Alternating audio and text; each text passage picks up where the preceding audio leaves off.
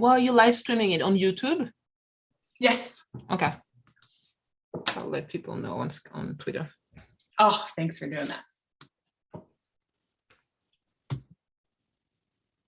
We multiplied, and we had,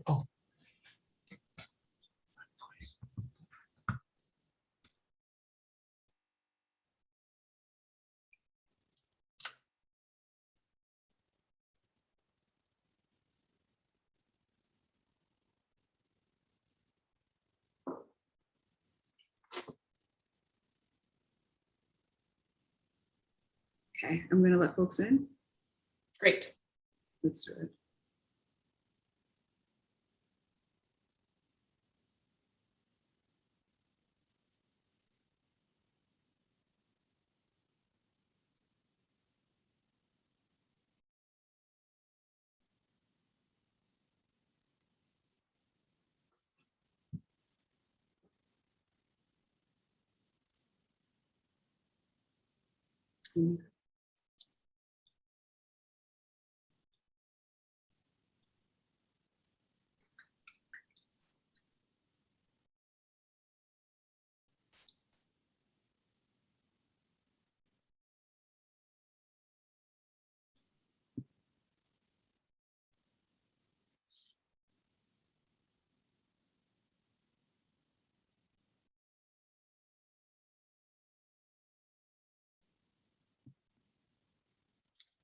All right. Hello, everyone. Welcome. I'm going to hand it over to Shelby, who will get us started. Awesome. Thank you, Chelsea. Hi, everyone. Bonsoir tout le monde. I'm Shelby Sinclair, and on behalf of the co-conveners for the Haitians Book Club, Brandon Bird and Chelsea Stieber, it's my pleasure to welcome you to our fourth and final virtual discussion in this series. Today, we'll talk about colonialism and decoloniality. Before we introduce our illustrious guests, I first wanted to say a little bit more about your listening options for today's conversation. Then we'll talk about the book club's mission, and then take a moment to thank our partner organizations. First and foremost, our conversation today is being simultaneously translated into Haitian Creole by two wonderful translators, Nadine Modestine and Nadege Cherubin. Thank you, Nadine and Nadege. Please remember, and this is for us as well as for our invited speakers and all of you during the Q&A, try to speak slowly and clearly for our translators. If you would like to access today's conversation in Haitian Creole, please select interpretation. There's an interpretation button at the bottom of your screen, and then click Haitian Creole to join that language channel. Now, a bit about the book club. The Haitians, A Decolonial History is Jean Casimir's landmark work of theory and history, published first in French in 2018 and in English translated by Laurent Dubois in 2020 with UNC Press. This book club is designed to bring together students and scholars, both inside and outside the academy, to a series of discussions with expert guests about the book and the major themes that Casimir addresses and reconceptualizes. They are translation, slavery and freedom, sovereignty and the state, and colonialism and decoloniality, which is what we're talking about today. Our hope is that this forum is going to facilitate a robust discussion of a landmark book and provide a meeting space for folks interested in exploring these themes in Africa and its diaspora across a range of geographic, disciplinary, and temporal contexts. To that end, we want to really highlight the open dialogic nature of these discussions and to encourage your participation. For those who are following us live today, the chat function is open and we encourage your engagement and participation. We're ready to take your questions and comments. For those of you who are joining us today on our YouTube live stream, the comment box is also open for you to ask questions and comments there. We'll make sure that they get posed to our speakers. And if you're watching the recording, the comments section on our website remains open for discussion and ongoing engagement with the text and with one another. For those who are new to the book club, be sure to check out our companion website and sign up for our email list. We are at thehaitiansbookclub.com. Nice and easy to remember. At any time during today's conversation, you should definitely feel free to tweet using hashtag the Haitians Book Club if you'd like to share quotes from the text, any gems from our speakers, or thoughts that you're having about the discussion. Okay, now, finally, we want to be sure to thank our partner organizations and sponsors for today. Thank you to the Haitian Studies Association, the African American Intellectual History Society, Vanderbilt University, the Catholic University of America, the Humanities Council, and the Department of African American Studies at Princeton University for their generous support of this series. Without further ado, I'm going to turn it over to Chelsea to introduce our featured guests for today. Thank you, Shelby. Thank you everyone for being here. And thank you to Marlene Daut and Mame-Fatou Niang for being here. It is a great service and we are so thankful to have you joining us in the club and the discussion. So I will start by introducing Marlene L. Daut. She is Professor of American and African Diaspora Studies at the University of Virginia. She's the author of Tropics of Haiti, Race and the Literary History of the Haitian Revolution in the Atlantic World, 1789 to 1865, which came out with Liverpool University Press in 2015. She's also the author of Baron de Vaté and the Origins of Black Atlantic Humanism, which came out with Palgrave in 2017, and co-editor of the forthcoming very soon Haitian Revolutionary Fictions and Anthology, coming out with the University of Virginia Press momentarily, which we're really excited about. Marlene Daut is also the co-creator and co-editor of HNet Commons digital platform, Haiti, and curates a website on early Haitian print culture at lagazetteroyale.com, and I'll put those in the chat for you so you can see them. Her bibliography of fictions of the Haitian Revolution from 1787 to 1900 can be viewed at HaitianRevolutionaryFictions.com. Again, I'll stick that in the chat so everyone can take a look. Thank you so much, Marlene, for being here. Next, we have Mame-Fatou Niang, who is Associate Professor of French and Francophone Studies at Carnegie Mellon University. And she's currently the visiting Melodia E. Jones Endowed Chair at SUNY Buffalo. She's the author of Identité Française, which came out with Brill in 2019. Her recent research examines the development of Afro-French identities. Her work has been featured in edited volumes in academic journals, among them Contemporary French Civilization, Présence francophone, and Racisme de France. Mame is also a photographer and the co-editor of a photo series on Black French Islam. In 2015, she co-directed Marianne Noir, Mosaïque Afro-Payenne, a film in which 7 Afro-French women investigate the pieces of their mosaic identities and unravel what it means to be Black and French, Black in France. Dr. Niang is currently working on a second manuscript tentatively titled Mosaïca Nigra, Blackness in 21st Century France. Thank you so much, Mame-Fatou, for being here as well. So without further ado, actually, we are going to jump right into questions, just to give you a bit of a sense of how the book club unfolds. We've prepared questions in advance for our invited guests, engaging with their areas of expertise and the book, Jean Casimir's The Haitians, A Decolonial History, and then we will open it up to questions. So please, as questions are coming up, you can put them in the chat, write them down, and wait for about 45 minutes from now when we'll open it up, but we really want you all to be engaged with us in this conversation. So a first question that I wanted to sort of open up by going back to Casimir's text is that The Haitians is a decolonial reading of the Haitians' history that attempts to break free of the strictures of coloniality and Eurocentrism in order to reveal the realities of a people born out of the refusal of these very strictures. As Laurent Dubois remarks in his translator's note, the work is structured by a, quote, constant parrying with and redefinition of terms whose dominant mode of usage is saturated by a Eurocentric understanding of political history, one in which European models are always understood to be the references and unimpeachable model, end quote.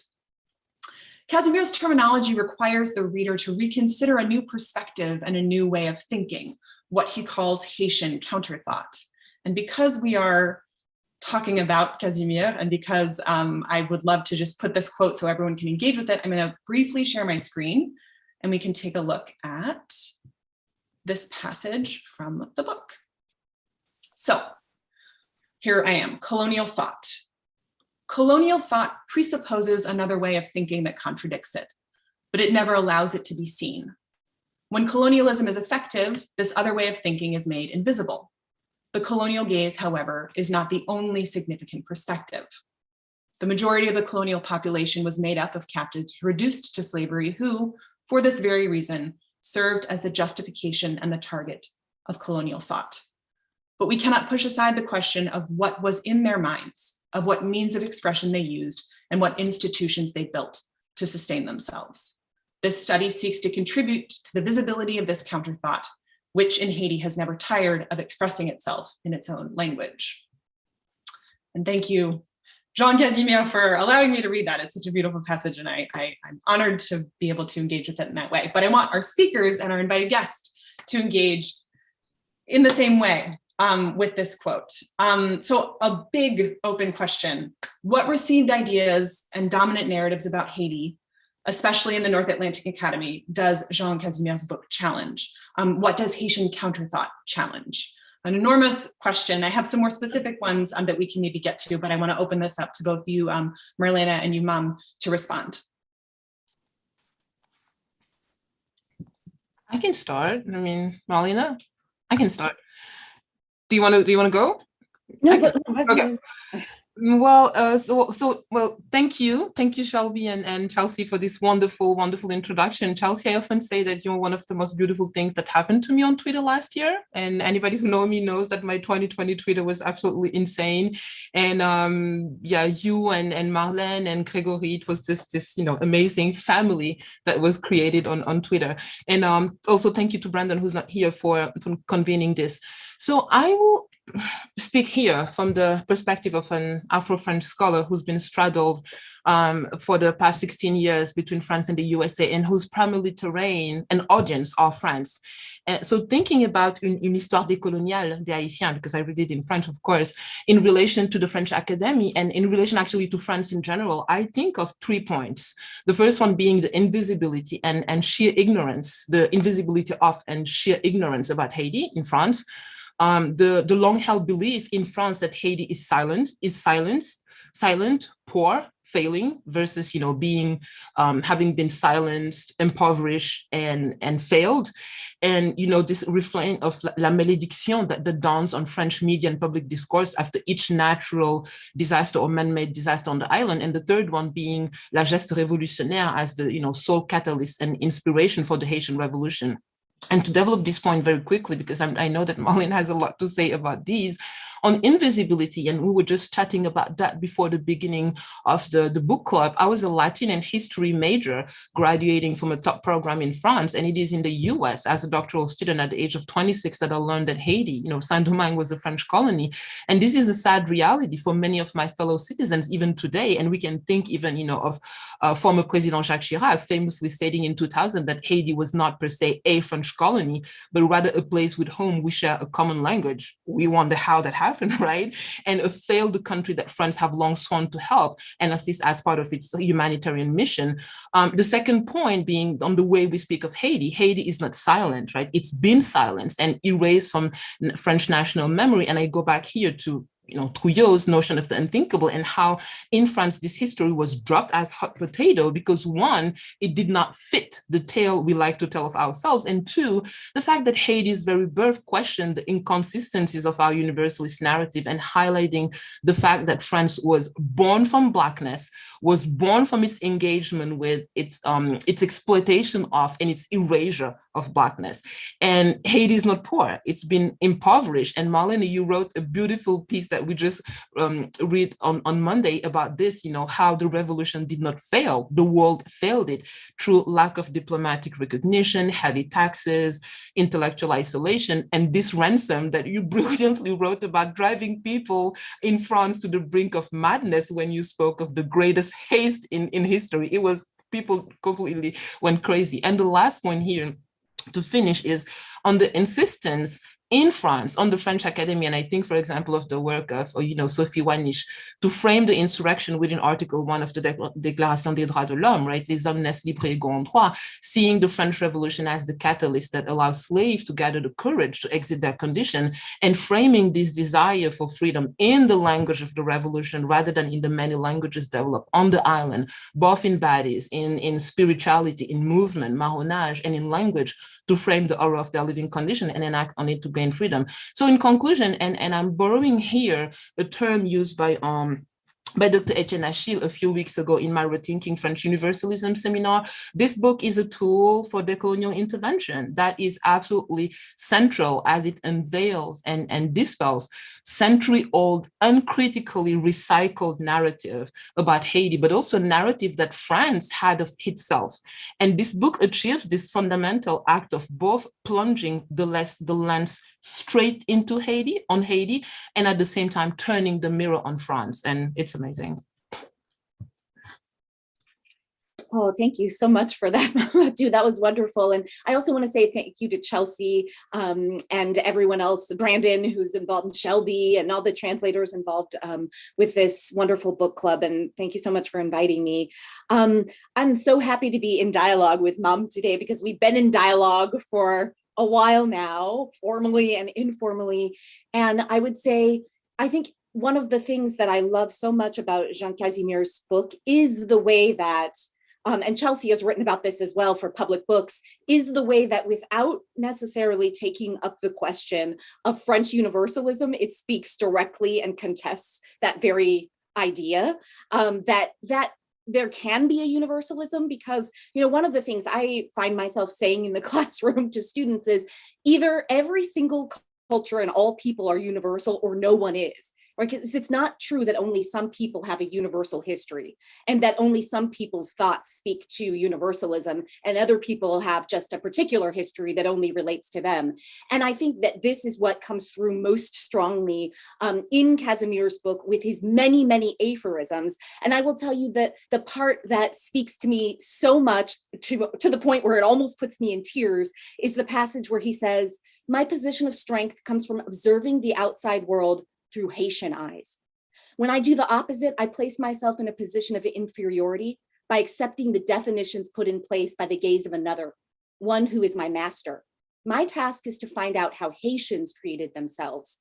In so doing, I enrich my life as a Haitian, and as a result, I can share that richness with all of humanity."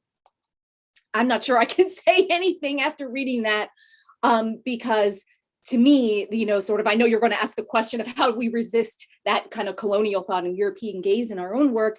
And I would say just remembering to me where we come from, and that our position is actually a position of strength, despite the fact that, as Mom pointed out, it's been painted as a position of weakness and poverty and impoverishment.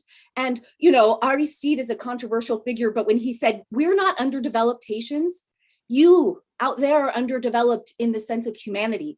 Your humanity is underdeveloped." And that's what I hear Casimir saying throughout this book. What would happen if you looked at yourself as having the lack and not being the person who could fill constantly the void? We could just stop there. Marlene, that quote was, I think we can stop here. That quote was heavy, heavy. I so appreciate getting to start off. I mean, it's a big question to start off, but you guys have both sent us in a direction that can only continue to unfold. I want to just sort of echo, not just in the perspective of, book club promotion, but the question of perspective that sort of opened all of this up, right? And that the book opens with this epigraph from Etienne about perspective and the shifting of perspective, which is so crucial, and which both of you have sort of evoked in your answers in different ways about either shifting the mirror or turning back on, or the perspective that one needs to take in the research. And so I hearing that echo, this seems to be sort of this driving theme that has brought us through all of the different discussions, and one that I think could sort of define the way that we're relating to the book. I so appreciate that. And I guess speaking about perspective, I wanted to, again, follow up maybe a little bit more about these dominant ideas. And Marlene, I wanted to point to your article that just came out in Small Axe, Beyond Troyot, Unsettling Genealogies of Historical Thought. And in it, you discuss Troyot's efforts to expose ontologies that make the events of the Haitian history unthinkable. And to do this, you suggest that historians might take up Troyot's call for embodied history, or those focusing on what revolutionary actors did prior to what was later written or said. But Troyot, as you show in your article, followed a path that 19th century Haitian historians, Vaté, Chanlat, Dumel, and others paved for him. So I wonder if you could draw some connections between Black Atlantic humanism and this sort of resistance of the dominance of the European historical tradition, that question I wanted to get to, and also how you see that factoring into, obviously, Casimir's work. I mean, I was so interested, and we had the opportunity to ask last time of our other speakers who, Nathalie Pierre in particular, because she works on that early period, the presence of Vaté in particular, and like Vatéian thought in the Haitians, which I was just so interested to see how that became a key to kind of get into the earlier period. If you could maybe riff on that too, that would be great. Yes, thank you. So I think, well, to tackle the first part of that question, which is how do you resist the dominance of the European historical tradition? It's actually, the answer is in the answer to the second question to me is in the first question, because to me, in describing Black Atlantic humanism, it was to say, how did actual Haitian writers, intellectuals, politicians, revolutionaries, how did they do that through what they, not just what they said, but also what they did? Because, you know, the passage from Vaté that I quote in the article, which is, you know, where he's talking about when the Leclerc expedition comes to the island, and he says, oh, but you know who was never fooled? Those brave inhabitants of the forest. They took one look at armed white Frenchmen and they booked it for the hills. So they are the true authors of our liberty and independence. And so to me, even though Vaté is this quintessential intellectual in so many ways, I mean, that's what he does. He produces writing. He fought in the revolution, but it's a role player, you know, not or taking center stage. And yet, what did he learn from all of those experiences? Well, he tells us very clearly in his work, À mes concitoyens, he says, oh yeah, I was wrong. I fought on the side of France before. And then when they came for me, I realized, and what was it that taught him? It wasn't anything anyone said, it was what they did. He said, I found within the bosom of my brothers, I found safety. They took me in, even though I had previously fought against them. All of this is teaching him, this is a form of thought, but it's an embodied form of thought. It's to say, brother, you were wrong, but now you have come to the side of right. And he says, and I never, ever will divorce my cause from that of my fellow Haitians. And from that moment forward, and when we look at his writings, we see that that's true. Him being actually, and what he did as well, him being one of the people who never turns his back on Henri Christophe, when Chanlade and others who you mentioned in the question did, and Dumel, of course, being one of Christophe's kind of most hardened enemies, and later will be an enemy of Boyer as well, that here is someone who says, no, what I learned is that you have a side and you pick a side, and if your side is the right side, then you are actually teaching the world through your actions as well. And I would say, just to finish my comments about that, I'm sorry, I just love this other passage from Casimir that I want to read. He says, in the slaver's conception of the world, after all, slaves were livestock, talking plows with no minds of their own. Why then couldn't they pray to their own gods, given that it is a waste of time to address oneself to fetishes and idols that aren't listening anyway? So about how I resist the dominance of my work, I had the same classical education that we all had. I read Agamben and Benjamin and Foucault and Derrida and Rousseau and Voltaire, but I knew they weren't talking to me. But what reading their works and knowing that they weren't talking to me in ways that were going to be necessarily super helpful for my own work, except that perhaps they maybe have influenced some of our writers at times as well, helped me to see which of the writers from the 19th century France or the United States were actually talking to us, like Lamartine, who was talking to us in a way we could, Michelet, who was talking to us and talking to our authors, Hugo, who tried and failed, perhaps, to talk to Haitians and to listen to what they have to say. That's what I learned from having this classical education, is how to see which of these authors were saying things, were in a dialogue, and which ones were in a monologue. And the ones in the monologue, it's not we discard them or we don't listen to them, but how am I going to apply a Marx to a situation of Saint-Domingue when he's not thinking about that himself, although he did reference the Haitian Revolution.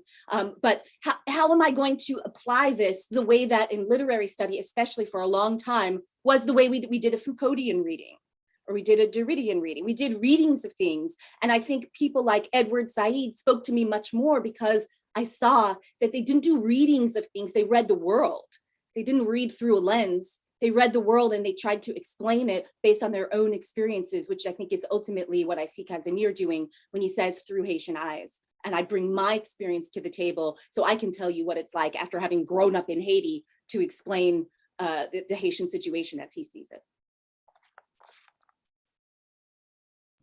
That's fantastic. I mean, I'm so excited about graduate students and sort of future thinkers getting to have a little more birth and a little bit more space for that critical theory kind of following in this wake. It's fantastic. Mom, I didn't know if hearing about some of these great, maybe non-dialogic French thinkers, if any of that sort of spoke to what you're seeing with some of the sort of the French formation and how Haiti is kind of Haitian thought, perhaps embodied theory even, is challenging that or sort of showing it to be wanting. So one thing that I wanted to note first, I'm hearing Laurent Dubois' translation for the first time. Like, these quotes are my first time engaging with the text in English, and reading the work in English really reinforces something that I've taught, the fact that I needed to read it in French, right?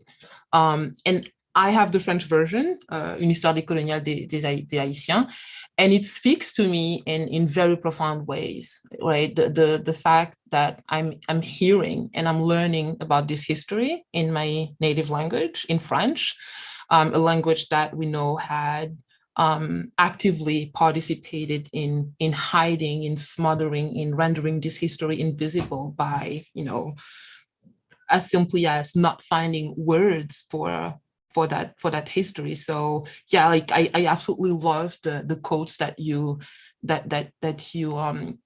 pointing at, but it also, I mean, it's really something that's happening at this very moment. It reinforced the fact that I needed to engage with this work in French. So to go back to your question about counter thought, I had a very interesting conversation with dancer Bintou Dembélé. She's working on her current piece that is called Strat.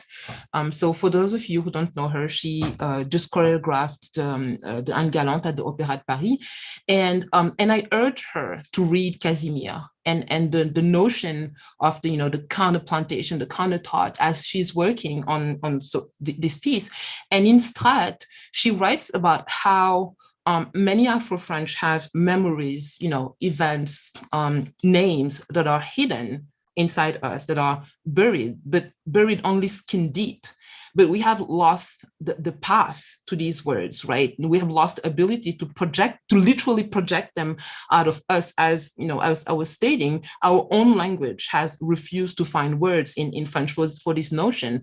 And in Strat, what she does, her body is caught in very impressive spasm that are mimicking this reality, that are running through the bodies and trying to come out. Her face is distorted, and she has this very terrifying mask. I will post on the chat, like a short clip. So her face is distorted, but she ultimately finds a way through concentric circles on stage that break, from the circular, self-fulfilling narrative of France, as these circles slowly becomes one huge spiral, not a flat spiral, but one that ascends as she walks toward the center. And at the center is a vision of her. So it's not a copy, but a vision of her.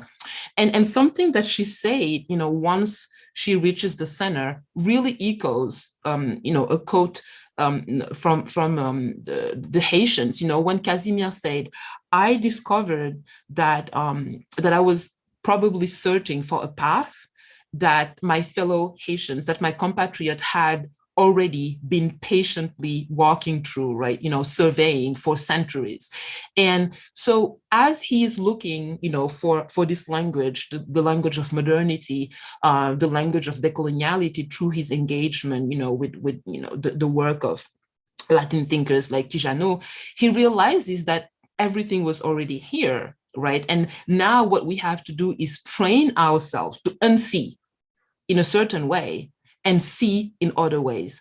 So yeah, and I think that that's something that we engaging. So I'm engaged in this work we've been to kind of theorize that both in theory and in artistic practice. But I think that yes, this work of trying to uncover realities that are not to be created but just unveiled, but because they're already existing, on learning to listen, that is not about giving a voice, but it's just learning how to be able to listen and how to direct le regard is something that is very important. And it goes against everything that we've been taught about us, about the other, coloniality, etc. So yeah. Yeah, I think all of what you said is really important. I feel like I'm drawing out kind of common ideas about part of what I think Casimir is doing, right, is calling for us to not only reorient the way that we think about Haitian history, but also to think about how it's previously been written and what are the uses for that particular narrative telling of the story, right? And I think something that struck me as far as sort of resisting the dominance of the European historical tradition, and also thinking about some of the tools at use for structuring the way that we think about and understand Haiti is gender. Selfishly, I'm sort of curious about gender in Haiti and love hearing from you all about it because I learn so much every time. And so I wanted to pose this question based on a quote that I was thinking about on page 83. So throughout the Haitians, Casimir emphasizes the extent to which colonial thought relied upon misogyny to enact political, bureaucratic, and commercial violence against Haitians.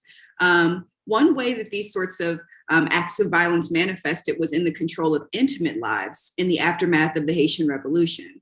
So this is the quote. Thank you for sharing, Chelsea. Casimir writes, "Racial discrimination and color prejudice attacked the construction of a civil society that responded to the inescapable need for reproduction and private life by creating a sustainable form of colonial life.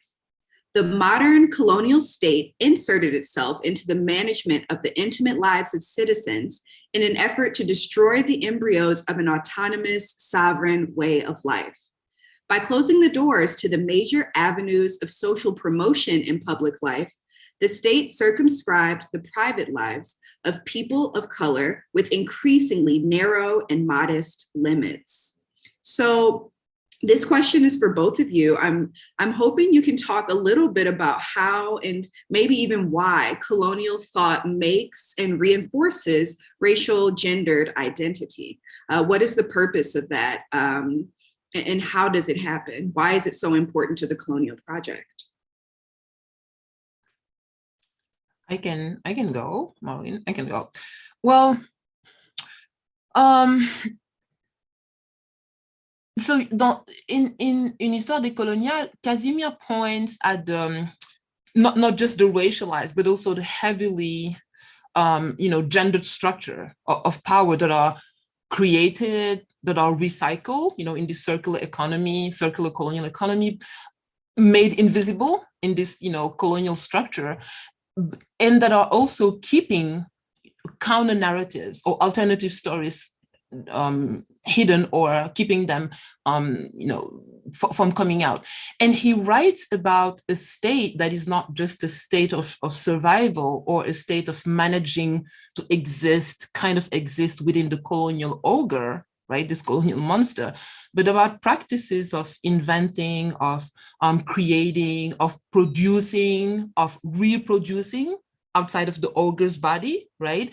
And outside of the remains of the ogre, which is coloniality. And in the forewords, Mignolo calls these states réexistence, right? Not just existence, but réexistence, the act of creating life out of death and the structures of oppression that are, in slavery or that have survived the end of slavery. And in the book, this reproduction outside of the body of oppression is quite literal, right? As he points out the vital role played by women who, are called l'axe et le pivot de la famille, right? The axis and the pivot, and their role, both as economic agents watering the meal of informal economy, this rural kind of African descended, way of living, the Bourg-Jardin, the organization of de la cour, and through also their literal role, as agent of reproduction, with their womb participating in this, explosion or multiplication of the population in the 19th century. And actually, I don't know what you think about it, Marlene, but the latter point might be my only point of contention, right, with Casimir's work. But I think that this gap, this lack of range in how he addresses women's role is being addressed by scholars, one of them being actually one of my doctoral students. So I don't know what your thoughts are about that, Marlene. Yeah, I mean, okay, so to the first part of the question, I mean, I think that the racism that we see that is developed in colonial thought, and specifically using that word racism very, very deliberately, and white supremacy, words used by Baron de Vathey, they are very deliberately yoked to colonial thought, which then means that even though Casimir doesn't, this is not a passage of Vathey that he cites, actually Vathey talks about how under the system of slavery, men and women and in the colonial system cannot get an education. So everything in Henri Christophe's kingdom needs to be the reverse of that. So when Henri Christophe sets up the education system for women and men, it's because they need to do everything that is the reverse of the colonial system. And the reason for that is clear in Casimir's work, because the colonial system is a system of death. It's a system of nothingness. There's a passage where he says, to speak of a rebel slave is a contradiction in terms. It means trying to give substance to the nothingness engendered by the system in place. The rebel cannot be a slave because the rebel is not subjugated by a master. And to me, when I look at what's happening in independent Haiti in the 19th century, it's that rebel spirit is staying alive, the revolutionary spirit, you can say Haitian revolutionary thought or counter thought, as he calls it. It has to stay alive because that's how it's directly related to being.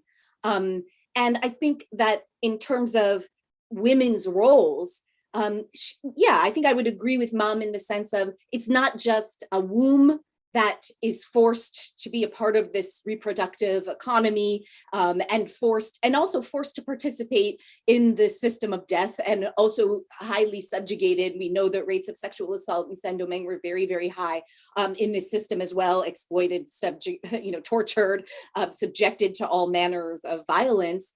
But there are also women revolutionaries who are the rebels who decided not to be a part of this system. And we also know that because even when we look into colonial thought, we see they can't hide what they want to do, even when they try. I mean, isn't that what is the remarkable thing? They will talk about, oh, their women are giving themselves so many abortions in Malenfant, for example. What are we going to do to make sure that they stop it? They know exactly they recorded it themselves. I say, I'm writing an intellectual history, and one of the things I say is walking into a European archive is like walking into a crime scene. They cataloged every single thing their drive to know, their mania to know led them to catalog and describe their own crimes. And this is the point of Vathey's work. He says, oh, you don't want to believe me? Just a former free man of color? Listen to this, the judge from the Superior Court. He wrote it down. Listen to this guy, he's a colonist. Then the British started doing that as well, used the same tactic, right? Look, here's a French soldier, Lamartine, in the documents that he published with the play Toussaint Louverture. Here's Ramel le Jeune, let him tell you what happened. And I find it remarkable that actually when we want to look into the gendered torture, the racialized torture of Saint-Domingue, that we say we don't have to read against the grain. We read right along with it. We read their own words back to them, and how we learn that is through Haitian thought, because that's exactly what Jumel did. That's what Vathey did. That's what Madieu did when he says, I did oral histories before oral history was even a thing. Maybe you don't value, now we value it immensely today. Vate saying, I interrogated the dead, saying, oh, you don't believe, look at that lady with no arm. How are you going to say that this is alive when we can see the remnants or the stamps on their body? Like Jean Fouchard says, the branding, that's their first form of literacy in Western terms, is the branding. So how are we to value this idea you think so much of when you use it to harm us? You know, so I think all throughout Casimir's work, I see his deep reading of Haitian scholars of yesterday and today, deep reading and engagement. And it's the culmination of so many years of his work, of so many of the ideas that he has been espousing for so long. In one of his articles, I think it's on the need for a great South, he says, no, you can't be a slave in the womb. You can only be, you know, a slave when you come out of the womb. And this is an idea we think, oh, it's quite logical. And yet listen to the language that most people say, born a slave, you know, even born into slavery. No, you're not born into slavery. You are enslaved at birth by a person. You cannot be born into slavery the way you're born into a family. It is an active process. And I think his deliberate use of language really, and I have read the French as well. So the deliberate use of language, and that is, you know, we could talk about translation as well, because there is something in the original aphorisms of the French that is a little bit different in English naturally. It's impossible that it wouldn't be, but I'll stop there on that question.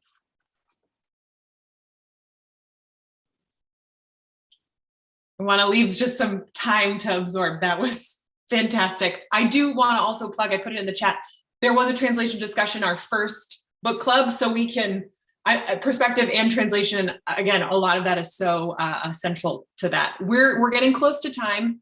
And so I want time to open it up, because there are plenty of people here who have lots of wonderful things to say.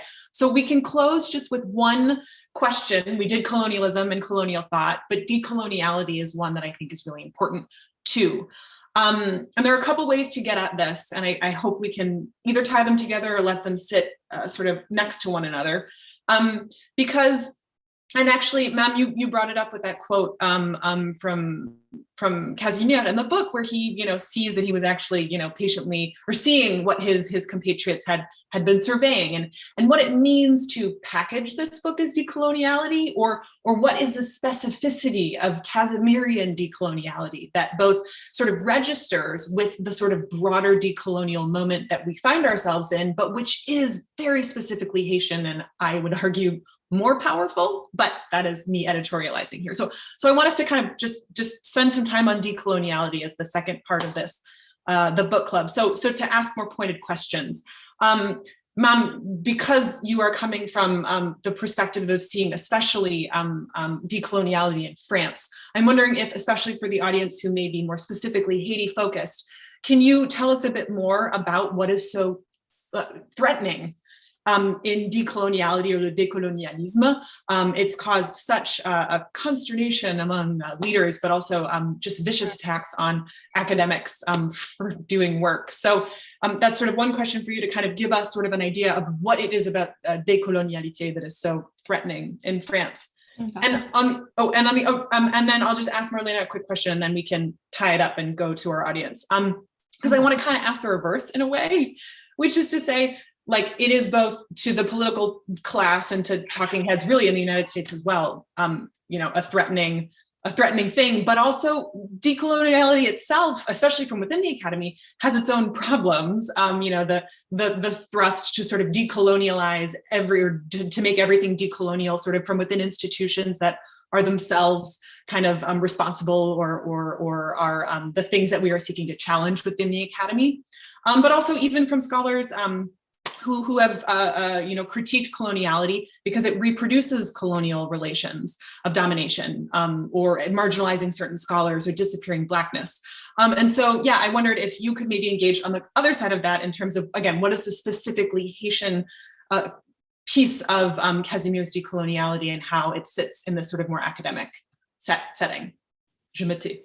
Okay, so I mean, decolonialism, but not just that. I mean, we've heard of indigénisme, racialisme, wokisme, Islamo-gauchisme, right? So anything that today really interrogates this narrative, this mythology, Republican mythology that we were given, and that cannot be interrogated, is seen as a threat. And universalism à la française is a way of arranging the word to fit a certain vision of self and of one's place in the world, right? Of France's role as a bearer of the Enlightenment, and as in a typical classical tragedy, you have very defined acts and roles, right? You have the hero, the leading man, the traitor, the great battles, the sacrifice, the gift to humanity, right? And in the case of France, it's la Déclaration des droits de l'homme, it's la mission civilisatrice, it's the renouncement, right, to race as a valid category of analysis, right? And all of this feeds this very circular, again, self-fulfilling narrative that magically solves any incongruity in the narrative. And for example, I mean, for those of you who've been following, the very racist painting at the National Assembly cannot be racist because, one, it commemorates the abolition of slavery, duh. Two, it is within the walls of the French National Assembly, which, one deputy said is kryptonite for racism. And three, no race equals no racism. And within that logic, anti-racists become the racists because they talk of race and racism. La boucle est bouclée, right? So modern France was born from Blackness, and it thrived by hiding, smothering the extent of the French experience with Blackness, right? Erasing Blackness from the constitution of national identity, from the way Frenchness has been molded and solidified in history books, in school programs, in street names, in statues, in museums, right?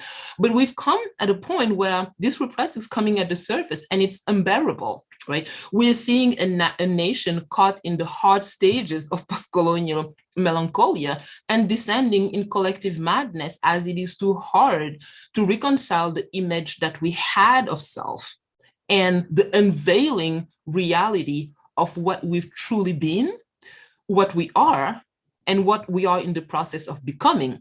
And I often go back, with my students to the metaphor of the naked king. But in the case of France, right, this time, instead of a sole child in the crowd, it's an entire choir calling out the fictitious cause of the king and the fictitious cause of French universalism.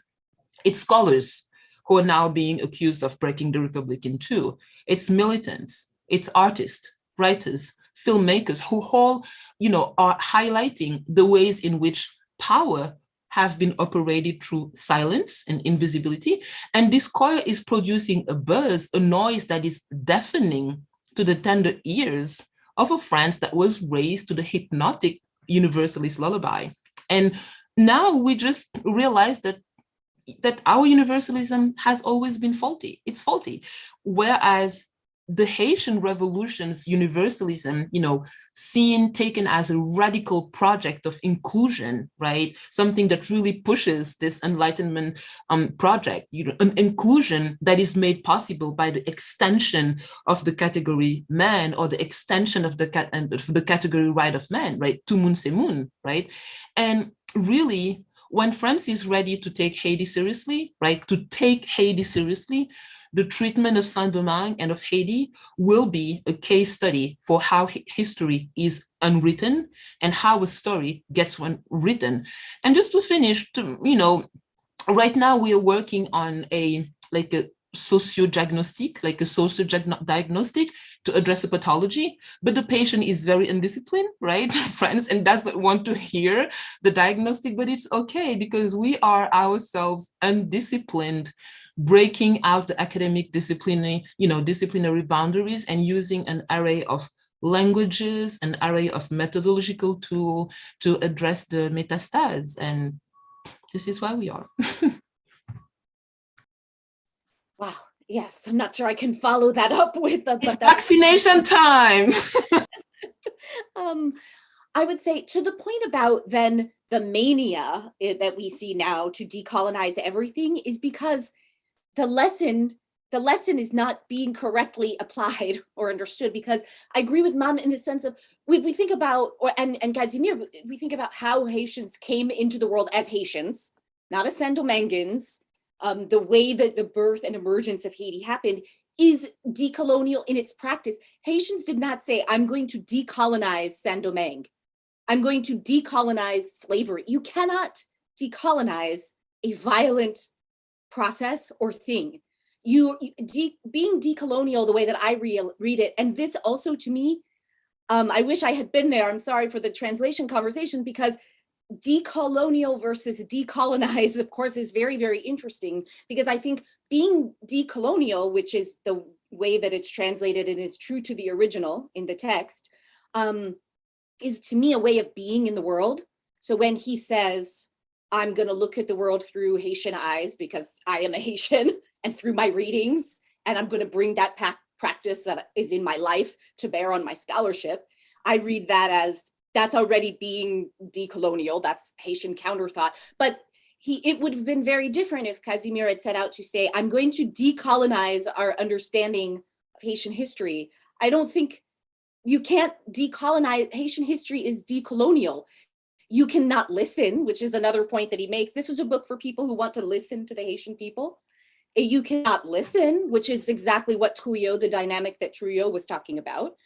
And that would be your right. But if this is a book for someone who wants to learn what it means to operate with a decolonial way of thinking and mindset, so therefore you can't say, I'm going to decolonize museum studies, I'm going to decolonize skateboarding. You can't decolonize a thing. You can only be in the world in a way that would be decolonial, and that it's nonviolent, and that it's anti-capitalist in the way that we understand capitalism as a global world system that's designed to economically dominate, and that depends on racism and sexism and all the isms, actually, colonialism, imperialism in all its forms, because that's how you achieve world domination. And not to bring another thing into the mix, but with Facebook, if you think about a different form of colonization, technological colonization, that as their market share dwindles, perhaps in the United States, it increased several-fold abroad, right? And you cannot therefore say, as all the critics of Facebook, I'm going to decolonize Facebook. Well, you can't, it's impossible. So what we can do again, and instead, is continue to be those rebels that Casimir was talking about. We fight against the nothingness, that they try to break us into the nothingness, our digital lives into a nothingness that they control, all of it, so that we are erased and disappear, and because we disappear into the sameness, to use Glissant's term, the homogenization, the homogeneity, which is what the technological drive is often, and just like the colonial drive, so therefore you are a slave and not a name. And I would say the other thing about Vate's work is that in that list of over 90 something tortures, he names the colonists, but he also names the enslaved people. I hope we pay attention. He does not say so-and-so did something to their slave. He says, and his name was Laurent, and he had 10 children. And this woman's name, her name was Suzette, and she was pregnant at the time. And everyone is a person, and they are not just a Negro or a mulatto or any of the other colonial epithets. They are human beings. And so to me, that's also a decolonial practice without a name attached to it. It's not, you're not just a slave.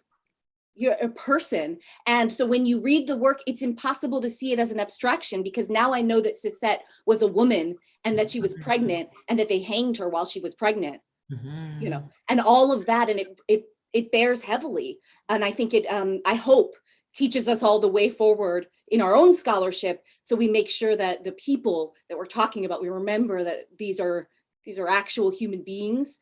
Their lives, they may be resting in the archives, but they were real people, and that we have some responsibility there as well.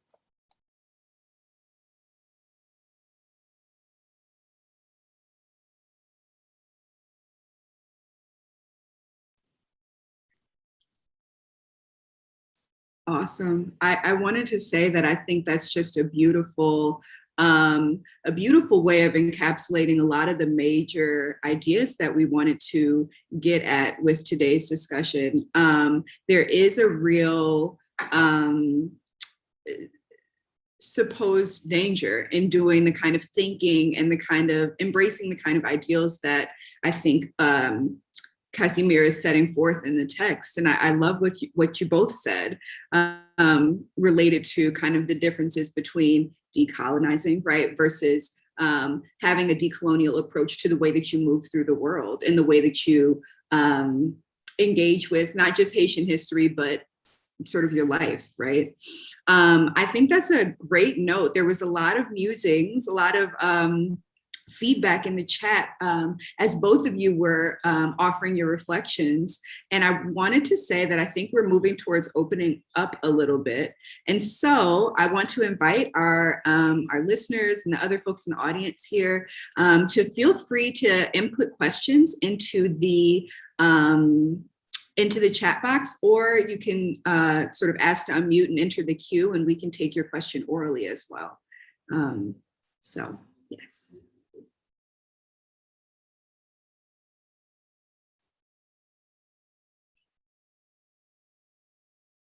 Don't be shy, otherwise we will go full professor mode and we will, full French professor mode and point fingers. No. À la française.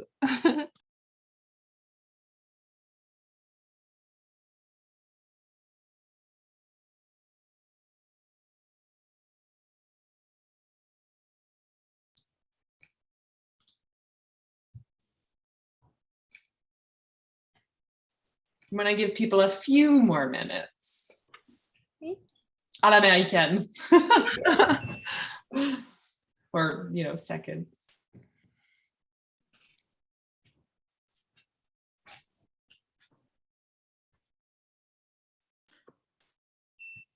I'll break the ice. This is Petrushka Moise over at Grinnell College. And I have the question. I so appreciated the way that you phrased the humanity of it by utilizing people's names.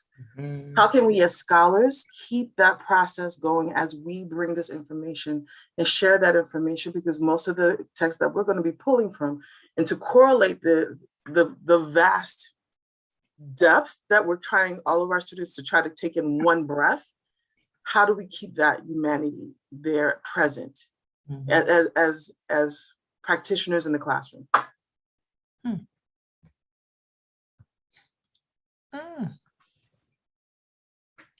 I would say I try to model it for students as well. I explain to them why I'm using the terms that I am using. For example, I try to never say planter or master because those are euphemisms used to disguise what am I really trying to say about this particular individual.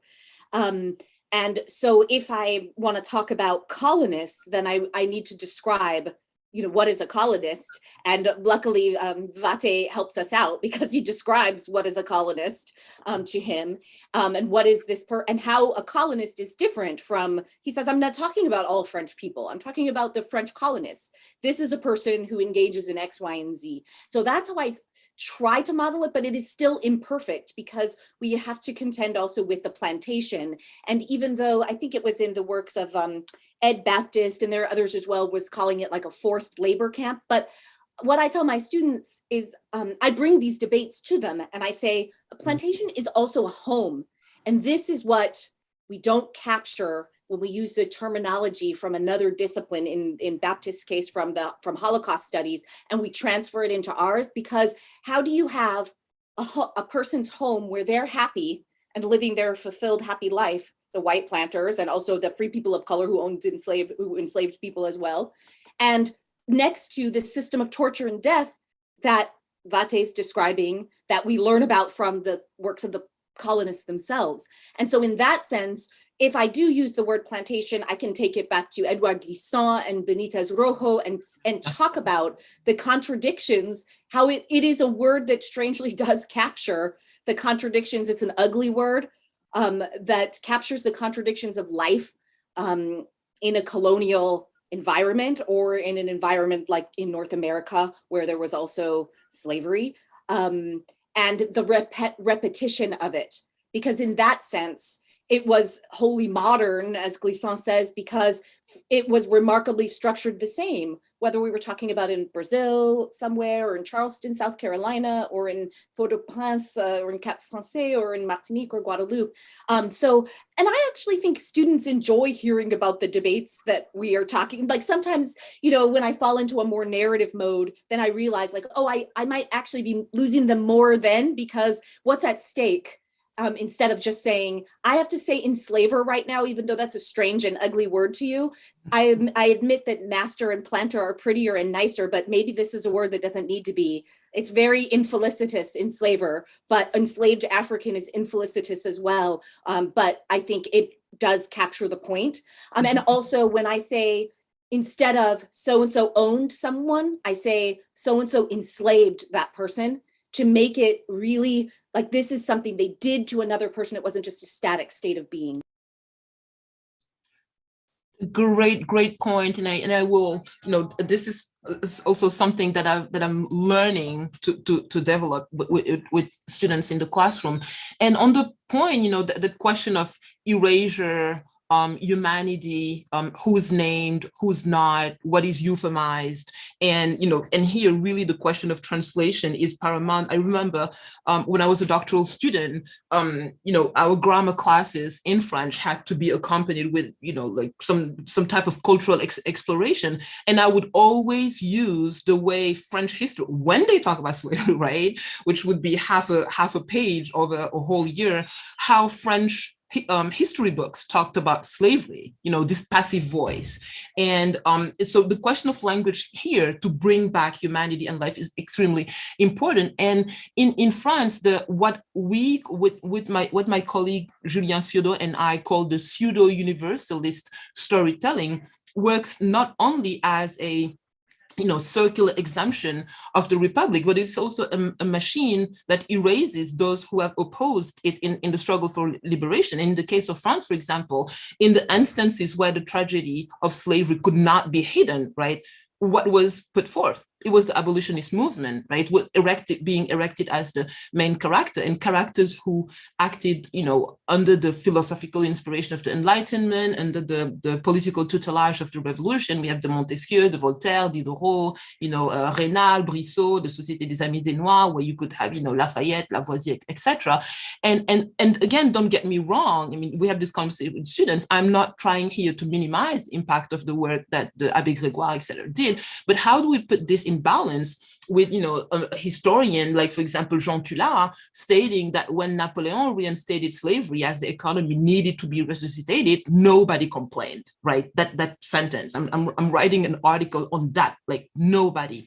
And if these faces and names are missing from our archives, from our national narrative, it is because these people were nobody, right? And this word teaches us so much of our own historiography, and you revive something that is on the brink of death. You have, France's vital bodily functions are at the risk of being lost, and so Blackness and slavery is the new pump, but you end up being, you're such a central part of this organism coming back to life, but then you ended up being, nobody in the rest of how the story, the history of this element is being written. And really the question for us in class, or as we're building this corpus, is who speaks for those who are erased, and how do we speak of them when, we're missing these elements as important as naming, as a name, right? What happens to their life? And here, I think that this idea of counter language, or a language in the making in the classroom, it's really something that I've been, trying to experience with students, debate, like, should we, how would we use the active voice versus the passive voice? Really a language in the making as we dive into the text to co-create in order to humanize and look behind the veil of, of a very inhumane situation. And just to I mean, and it's really something we use this motif of the haunting in our conversation before this talk. I'm haunted by Haiti, because for me as a French person, Haiti is the first sentence of the story that is being unveiled right now, right as we speak. And a text like Casimir gives us the methods and way of seeing, way of reading, way of naming right, that absolutely decentralize what we've been, the canon in which we've been framing our vision of the word.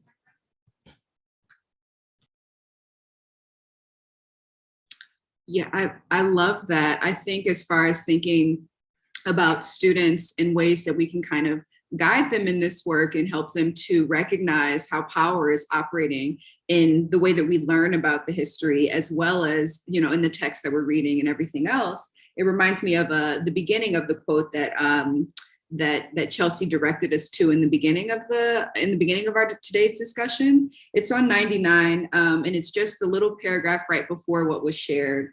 And it says,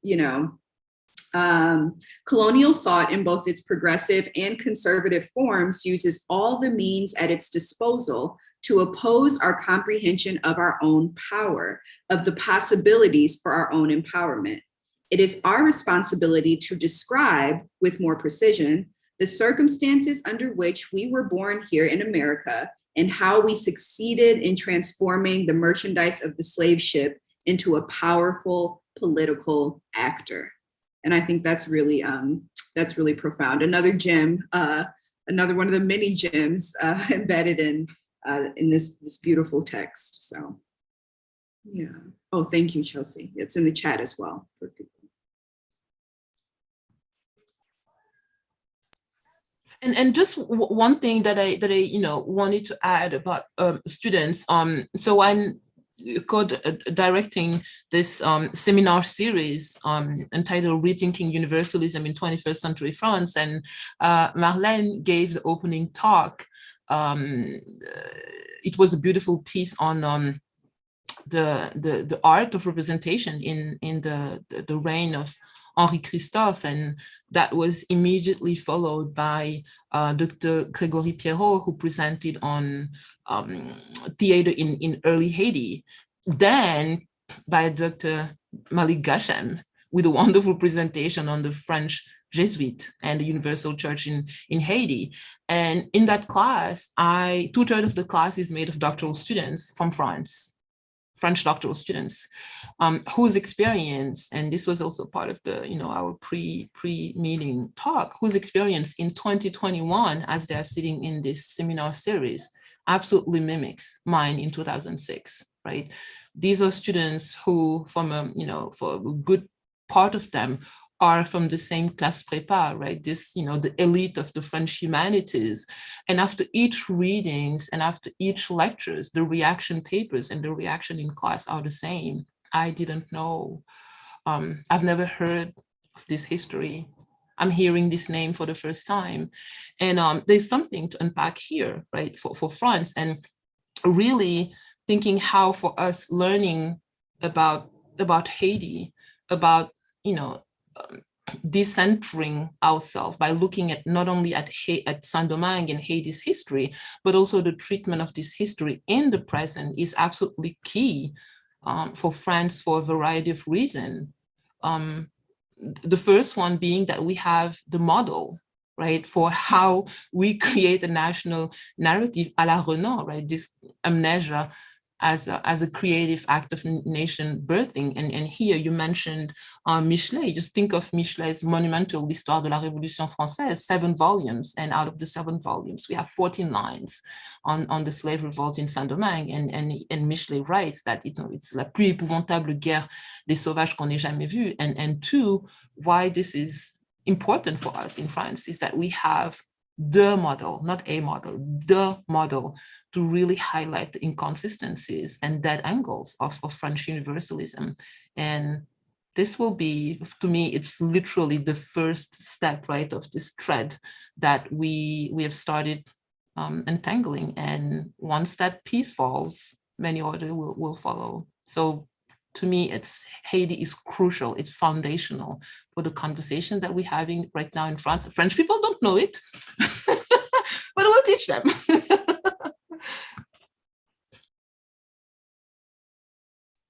Is that a hand up from Grégory? Okay. It's a hand. I'm not going to turn the camera on. I'll spare you the sight of my old sweaters. I have a somewhat inchoate thoughts I'm trying to turn into a question. Ma'am, you speak of this as a French person like me, and it's no matter where we came from or what we're interested in, what we study, it's difficult not to turn back to France, right? Which sort of, to me, constantly poses the question of, how not to, in the realm of scholarly pursuits or any way sort of perpetuate the exploitation of Haiti in this way, right? I mean, the fact that it informs French history, I think, is undeniable, but there's a way in which I fear that we just, it's a different, I don't know if it's better, but like ultimately, by turning the benefit to France, we sort of continue to not turn towards Haiti. And that's, I raise my voice to make it sound like a question, but it's not really a question. I guess it's something I wonder about. I'm curious about your thoughts. I absolutely, I hear, am I unmuted? Okay.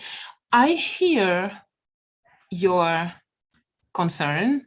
And I think that it kind of goes back to the question that Chelsea had about how, decolonization can also be used to further colonization, right? And to me, okay, I have two approaches about that. One that is more theoretical and one that is deeply, highly personal. Today, conversation on the meaning of liberté, égalité, fraternité, and all the new like laïcité, the way we think, we are thinking, rethinking, strengthening a central concept in France, right? Central concept of our society or central concept of our political theory cannot just be framed solely as a French philosophical and political project, right? Born in France out of French Enlightenment, around the Enlightenment, or a French projection on the rest of the world, or a conversation between Europe and France, or a conversation between the USA and France. It's not possible anymore. If we have to talk about these values and we cannot address what they meant in terms of indigenous loss of rights, what they meant in terms of dispossession and loss of land, what they meant in terms of being catalyst for slavery, catalyst for colonization, catalyst for continued extractivism, we are not talking. And to me, the foundation to open, when I have the metaphor of this little, the wall, you're shown this wall, it's white, it's amazing. And then you see there's a little like spot coming out of the wall. And when you look at it, it looks like a hair, right? Then you tuck it out, you're trying to remove it from the wall, and then it grows. And actually there is an entire, cord behind the wall. And to me, that little thing, it's Haiti, right? So I understand the danger of, récupération, the danger, because we've seen that happen with other topics, of that being sanitized, right? How something can be bad when it's out of the Atlantic, and the minute it crosses the Atlantic and landed in the hexagon, it's sanitized and recuperated to further strengthen this, Republican discourse or the power of French philosophical thought to sanitize. So I hear you, but on the more personal thought, as a French person and as a French person of African heritage, as a Black French person, I need to understand why I'm in a country where, I've been there for 200 years and people are still asking me where I'm from, because there's nothing, again, in the constitution of Frenchness. And, I told you about in books, in how we think of us, in museums, in streets, in statues. There's one statue of a Black French woman. Her name is Solitude. Wow, what an irony, right? There's nothing in the way we think of us that tells why I'm here. So for me, it's a vital need to have that story. Not, we're being accused of taking pages. I am not taking pages out. I am not even adding any pages. It's just that at some point, I realized that in this book of us, we've been reading 1, 2, 3, and then all of a sudden it's page 6. where are page 4 and 5? So what I want to do is take my sponge and patiently sponge these pages and separate 3 and 4 so we can have a fuller vision. And the more I think about it, this history, the more I delve in archives. Maybe it's a mistake for my part, but it's something that really appears to me, that Haiti is my starting point. So again, we are here, recreating, trying to co-create, trying to move in this, like sable mouvant, and trying not to drown, trying not to have our work recuperated. But and I hear you, right? Balancing the benefits and the possible danger, right? But so far, it's really, to me, it's a question of life and death. It's a question of life and death. Right. I mean, to be clear, it wasn't criticism so much as reflection. No. I mean, I keep thinking. No. We've had this conversation. This is something that we are, it's a really valid question. That is, a life question that we keep having with, Audrey Celestine, Sidiane, Mabula. How do we make sure that, when you talk with a fellow historian who's a senior, research at the CNRS, and who tells you, following on Jacques Chirac's step, that Haiti was not a colony, then, where do you stand?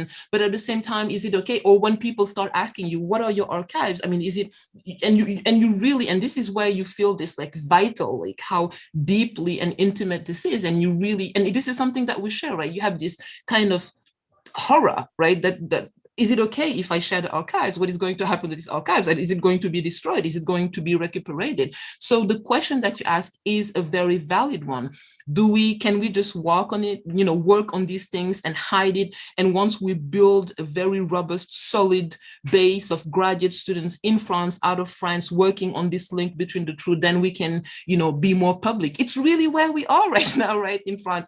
Can we be more public? And do we have to hide it? And, can we make sure that the baby is solid before we are asking these questions? But, the thing is, the work needs to be done, and we'll see what happens in the future. But so far, I hear your question. It's not a criticism, it's a valid commentary, because it's a discussion that we have among ourselves.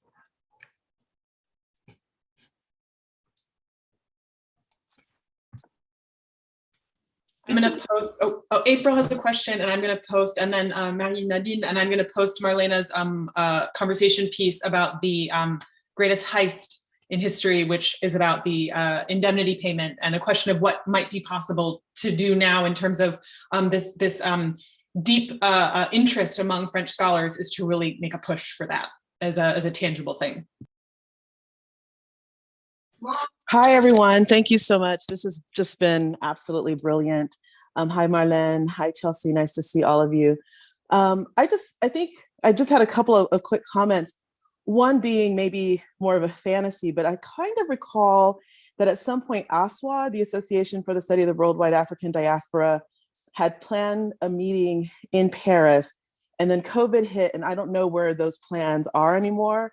And I think at HSA too, we've also talked about a meeting in Paris, and a part of me is like, can we converge these events and then have graduate seminar pre-conferences?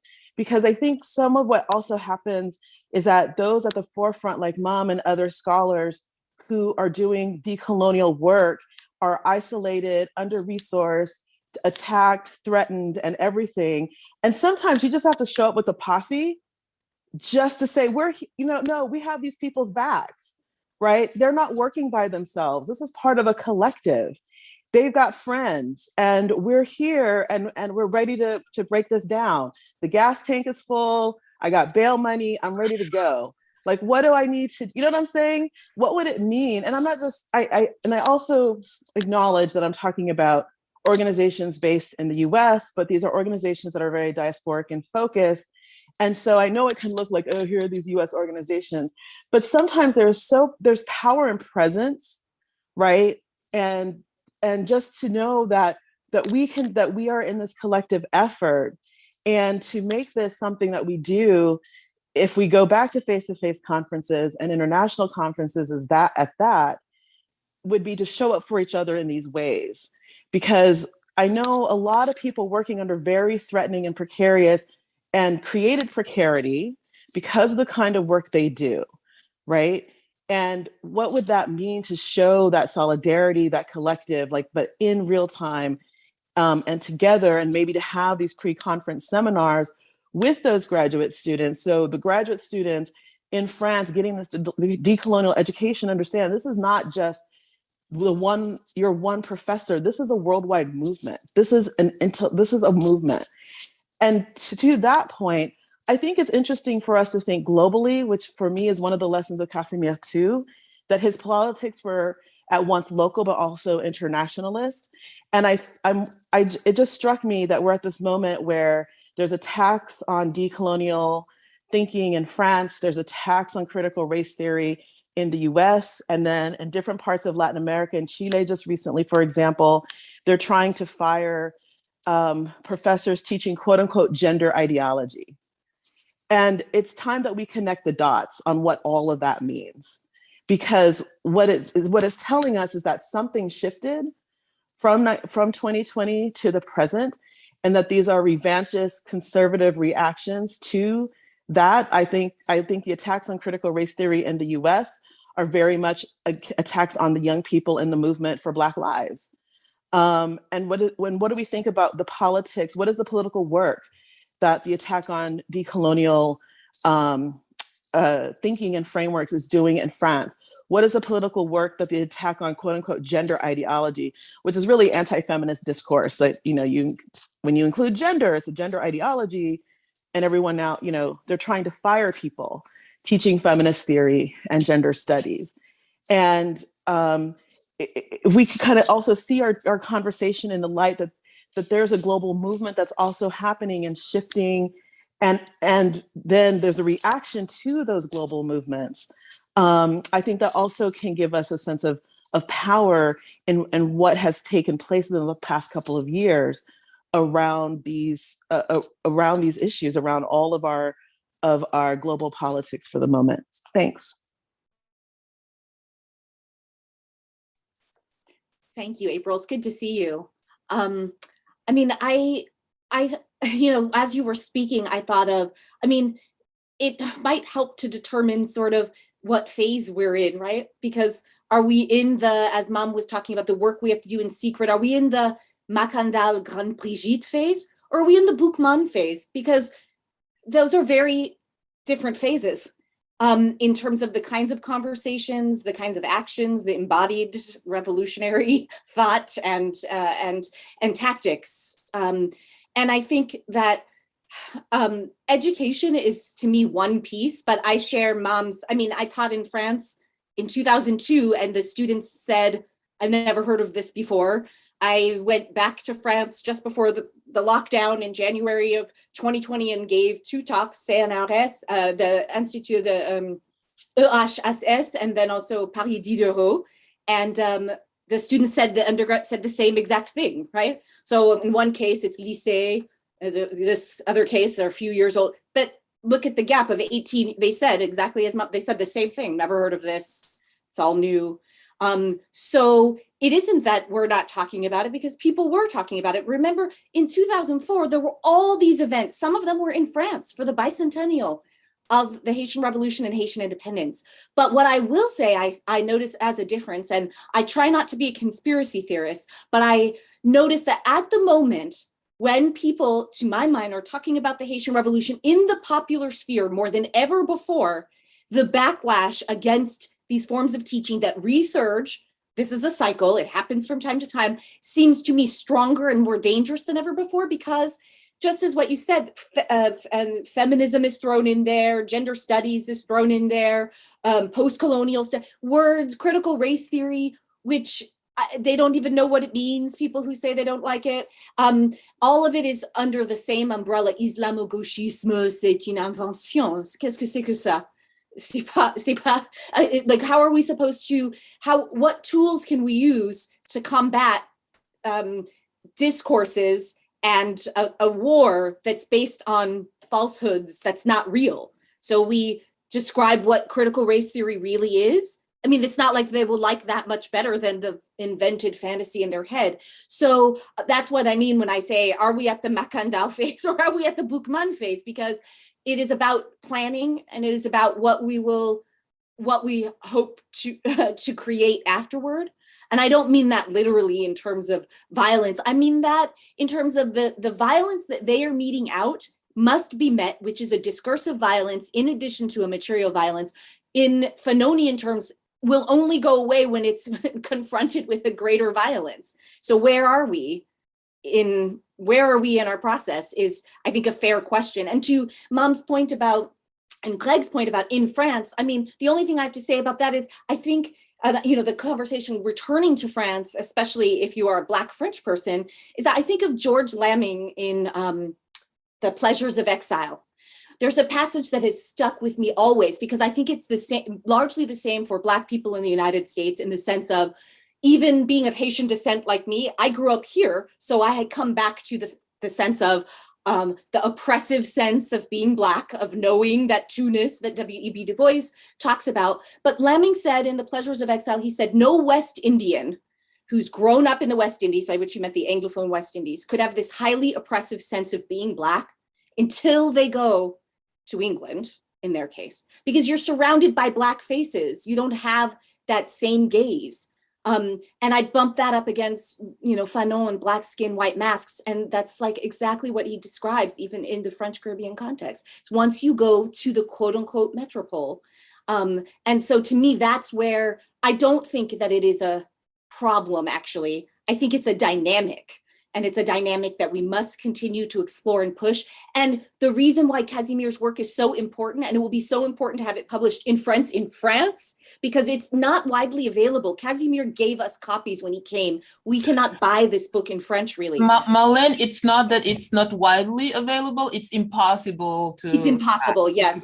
I mean, I literally have to buy it and ship it to my colleagues. So basically, I think that most of the people who have it, physically have it in France, I can be traced back to me. I am serious. Yes. And the people who have it in French in the US, it's traced back to Casimir, who literally brought suitcases full of this book to several conferences to give to people, to sell to people, to be able to spread around. So that great gift that Laurent Dubois and UNC Press gave us, it is a true and wonderful gift. But the people who need to hear it are also not just in the United States. They're not just people who can read English or who can get the book in French through Mom. It needs to be widely circulated, because Casimir's perspective is not the perspective of somebody who had a Fanonian experience of awakening. He grew up in Haiti and has lived there mostly for his entire life. It is a completely different experience we're talking about. And when we talk about Black theory, so much of it from the West Indies are the Lammings and the Fanons, which is great, and the Césaires, but then the two-ness. And in the case of the Francophone writers, the three-ness, right? Fanon talks about, added to that double consciousness is the language issue of French and Creole and all of this, and not if you do the Martinican R, for example. So therefore we are theorized by that dynamic instead of necessarily also adding into the mix a Casimirian form of thought, which is not actually conditioned by that same dynamic at all. That's not it. It's not what the gaze looked at me. And I think that's one of the reasons it's so groundbreaking, is because he broke that mold in a really powerful way. Not that no one's ever tried before, but even Trujillo in Silencing the Past, he was like, the North Atlantic Guild says this. It's always that referential, because we're living in this world where we feel ourselves in one way and experience the world in one way, and then know that the world is projecting an image back to us that's distorted, that we don't recognize. And that affects our scholarship. It definitely affects our scholarship.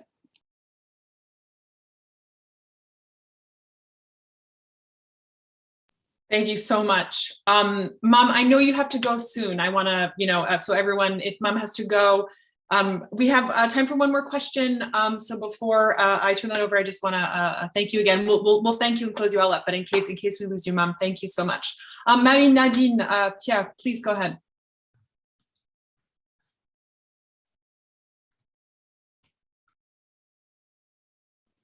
You may be on mute, if you can unmute yourself.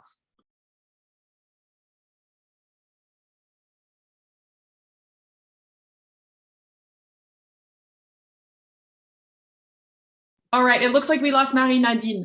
But it is 1:30, so I think that's a wonderful note to end on what both you, Mame and Marlene, riffed on with April's question. I really appreciate it. Thank you everyone for joining us. Thank you again to our guests, our interlocutors. This is a fantastic discussion, a really great way to finish out the book club discussions. These are 4. They're going to be available for reviewing. I'm going to have my students actually next semester watch them in preparation for what announcement, this not spoiler, but sorry for not telling you all sooner. We have decided to move the in-person event to the spring. We were planning on having a wonderful big in-person event in December with the author of this book, Jean Casimir. But in the interest of getting as many people to be able to participate, we're going to do a hybrid event with Jean Casimir in Washington, D.C. in the spring. So look out for more on that. We'll post it on the website, but again, it will be available hybrid as well so that we can involve people. Yes, Mom, go ahead. So I just have an announcement to make. On January 13, I have a book coming out that was co-written. It's a short essay on French universalism with Julien Ciodo. And if you send me your email, I will make sure. This is what I do. I'm a book dealer. I will make sure to send you a copy. Woo! Congratulations, Mom. Thank you. Fantastic. And yes, actually, Haitian Revolutionary Fictions coming out soon with UVA Press. The link was in the chat. We're so excited for that too. All right, thank you all, everyone. Thank you again, Marlene. Thank you again, Mom. And we will see you virtually or in person in the spring for our keynote event. And thank you to all of our other discussants and panelists from the earlier sessions. You can go on the website and check them out. Thank you, Shelby, too. And thank you, our translators, and Brandon and Kayla for doing the recording. Thank you, Nadej and Nadine, for the beautiful translations. Have a great weekend, everyone. Thank you.